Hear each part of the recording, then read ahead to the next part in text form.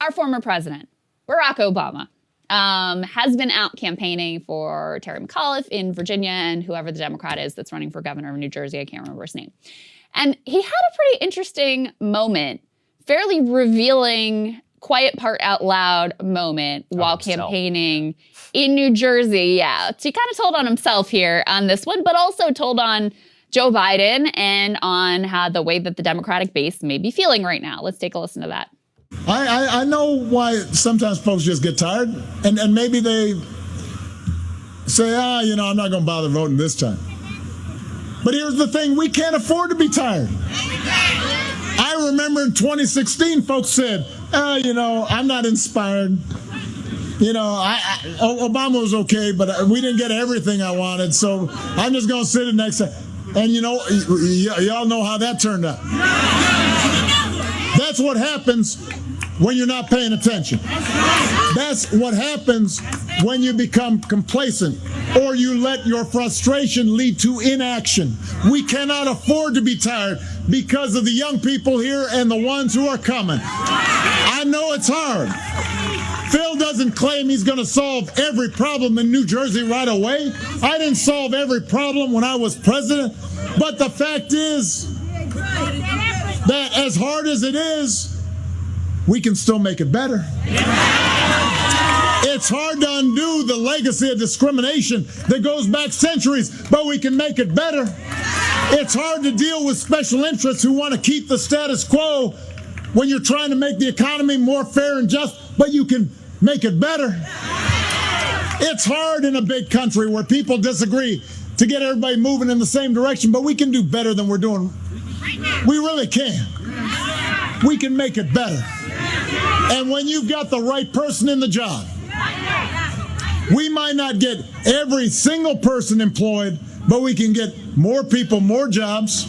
We may not get every child the best education in the world right here in Newark. We can give a lot more kids better education here in Newark. I didn't get every American health care, but boy, we got a whole lot more people in America health care. It makes a difference when we decide to make things better.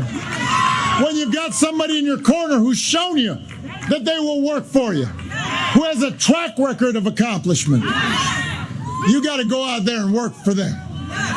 Not because everything's going to suddenly be perfect, but because it's going to be better. And you're preventing others from making it worse. So there's a lot that's interesting there. First of all, classic Obama. Rather than demanding anything of the political class, it's on you. It's your fault you didn't show up. It's not his fault. It's not his fault that he didn't meet your expectations. It's not his fault that Democrats have been promising prescription drug reform since 2006 and haven't delivered. It's your fault for being lazy and complacent and failing to take action. That's number one. The other thing that's really interesting here is, look, what is Obama's interest right now? Obama's interest is in preserving Obama's legacy. And so he's very invested in this narrative that there's just not that much that politicians can really do, right? The healthcare thing is particularly revealing. It's like, we didn't get everybody healthcare, even though that was your promise. But we did get some people healthcare. We can't do that much, but we can do some tinkering around the edges here. So the message is lower your expectations. Even in a best case scenario, like Obama had when he had control of Congress and a supermajority in the Senate. 60 votes. We're going to dramatically underperform, even in the best case scenario. So just accept that, what you're going to get is effectively peanuts. And if you don't show up enthusiastically to vote in favor of those peanuts every damn time, that's on you and never on the politicians. Yeah, what they want to do is basically make it so that their record is completely pristine. There's nothing better that he could have done. And also, look at the other guy. They suck. That's all Obama is saying. How far of a cry is that from 2008? Sad. It's amazing, actually. Sad. But it's important to watch because Obama is admitting a couple of things there. Number one, that his 2008 promise was a total and complete failure. But number two, that's the first time I've ever heard him actually admit that people realized that they were not getting what he promised back in 2016.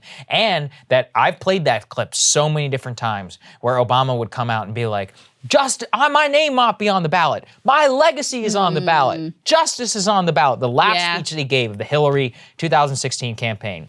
And boom, complete and total failure. That's the first time I've ever heard him actually reckon with that. But worse, Krystal, as you said, it tells us where we are with Biden.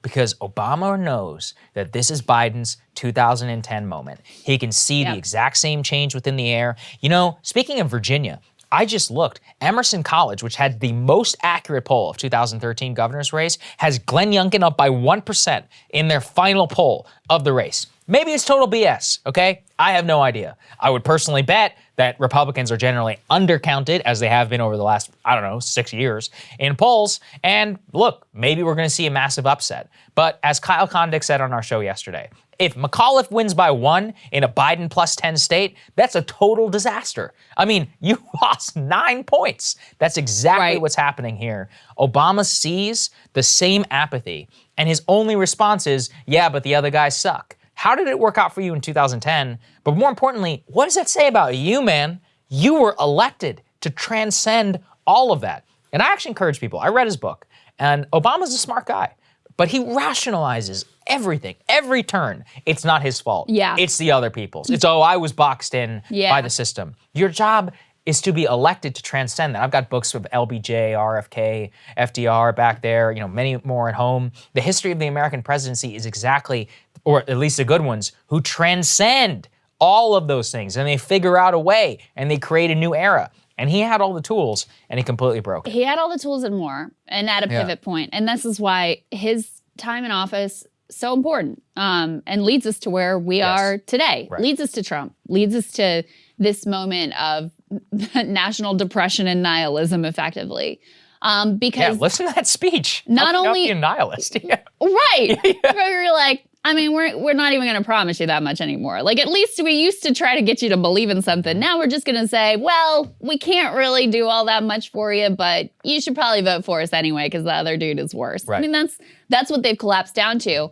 And you see with Obama how the only time he really jumps into the political fray, which is not something he likes. He doesn't like to get his hands dirty in such tawdry affairs. Right. The only time he does it is to stop like the Bernie Sanders type movements. Why? Because Obama's trying to persuade you like, Obamacare, let's be real, is not that great. But it's a little bit better, and it was the best we could do at the time. Bernie and his ilk are saying, no, actually, we could have universal health care for everyone. Obama has a deep personal interest in proving that that's false, proving that that's impossible. Right. And so that's why you see him intervening to make sure Keith Ellison doesn't end up head of the DNC, that instead you get Obama's guy, Tom Perez. That's why he makes sure to, intervene in the last moments of the Democratic primary this time around and make sure that it ends up being Joe Biden and that Bernie Sanders is stopped in his tracks and he's making phone calls behind the scenes. So that's what his interest is. There's also in Virginia, just to show you the way that this plays out sort of on the ground, this contest in Virginia is effectively coming down to whether McAuliffe can scare people enough about Trump. Yep. It's not about a forward-looking agenda for McAuliffe. It's not really about a forward-looking agenda for Glenn Youngkin either. It's about who can sort of freak the other side out more. Let's throw this Harry Anton tweet up on the screen because this is really interesting. Trump is still, even though he's not president, even though he's deplatformed, even though Joe Biden is president, Trump is still leading Biden in Google searches. Furthermore, Biden and Trump are tied for the percent of Virginia voters who say each is motivating them to vote. So you have the same number of Virginia voters who are saying, I hate Donald Trump so much that I'm going to vote for Terry McAuliffe, as you have voters who are saying, I hate Biden so much, I'm going to vote for Glenn Youngkin. And that's kind of what it comes down to. I mean, I will say in the end, I think if Trump did not exist, this is a very winnable race for Glenn Youngkin. Right. And I think if he loses even by a narrow margin, I think you can pretty much directly point at Trump and say that the Trump effect really hurt Youngkin and caused him not to be able to win in a state that, he has a real shot at given the overall national apathy. But as you pointed out before, like, if it's a 1-point McAuliffe win or it's a 1-point McAuliffe loss, this is still a really bad sign for Democrats in a state that not only did Biden win by 10 points, Ralph Blackface Northam won by 9 points. Yeah. So it's not like we just showed up in droves for Joe Biden because we love Uncle Joe so much. This is a state that's now a 9 or 10 point Democratic state. It's sort of the baseline. I am going to be stunned if McAuliffe does lose. I mean, as much, I'm kind of hoping for it, honestly, just because it'd be a great headline. And also, I think people need to wake up a little bit about what's going on in terms of Joe Biden and a lot of the national Democratic mood.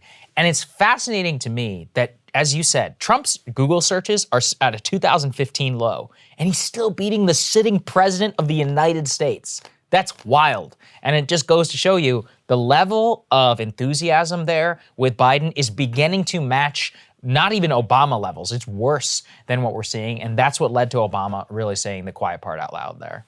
Indeed. Hey guys, thanks so much for watching. That's right. Just as a reminder, you can become a premium subscriber today. Watch the full show completely uncut, our reactions to each other's monologues. You get to listen to it. You get to ask us questions, all that good stuff. Link is right there in the description or at breakingpoints.com. Best of all, great way to say screw you to the mainstream media.